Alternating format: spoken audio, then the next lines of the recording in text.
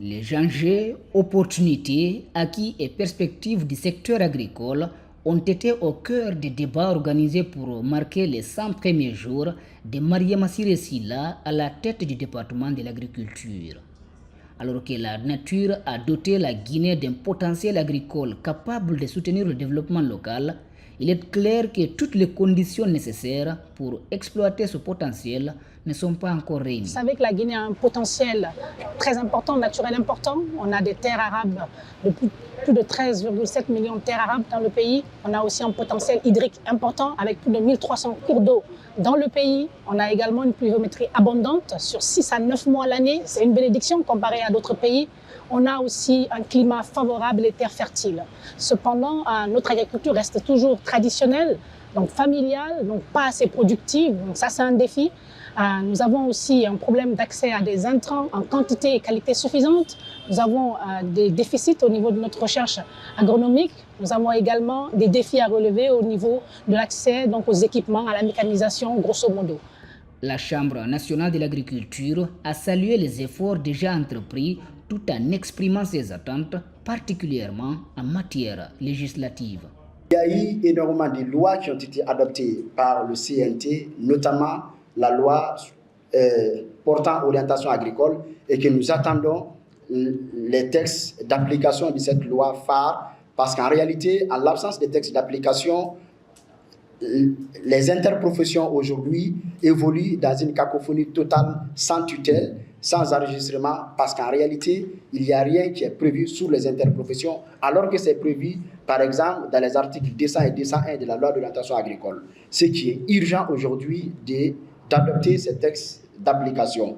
L'autre urgence, selon Abdoulaye Sakou, c'est la mise en application des promesses issues des récents états généraux de l'agriculture. Autre acquis qu'il faudrait matérialiser, c'est la mise en œuvre opérationnelle des recommandations issues des états généraux de l'agriculture et de l'élevage.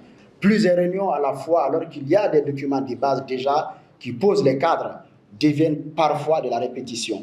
La ministre Mariama Siré Sylla reconnaît les défis et explique avec précision le niveau d'avancement des chantiers en cours, affirmant que le salut de l'agriculture est une priorité des autorités guinéennes. Elle met en évidence la place qu'occupe le département dans le programme Simandou 2040. Beaucoup a été fait, beaucoup reste à faire. Donc actuellement, on est en train de travailler sur la réforme foncière qui a déjà été initiée il y a plusieurs années. Mais nous travaillons maintenant à l'adoption finale de la politique du foncier agricole. À cela va s'ajouter l'élaboration de la loi foncière agricole qui va déboucher sur vraiment des textes d'application qui permettront de faciliter l'accès à la terre à nos agriculteurs et aussi aux investisseurs qui souhaitent venir dans le secteur. Au-delà de cela, nous avons la loi d'orientation agricole qui va nous permettre de structurer nos interprofessions, qui est en cours qui a été approuvée et dont les textes sont en train d'être finalisés afin qu'on puisse renforcer nos interprofessions et la structuration des organisations. La spécificité du secteur agricole réside dans le fait que chaque défi identifié représente une opportunité d'investissement majeure, déclare un participant. Les partenaires techniques et financiers en sont parfaitement conscients.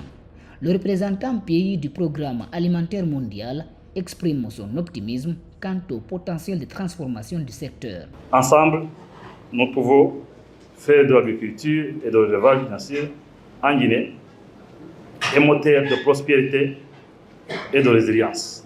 Les partenaires techniques et financiers restent ainsi pleinement engagés pour traduire cette ambition en résultats concrets au bénéfice des producteurs, des communautés rurales et de l'économie nationale. Lors de cette journée d'échange, chaque directeur général a eu l'occasion de défendre le bilan de sa direction devant les participants et de présenter de manière détaillée les perspectives pour les mois à venir.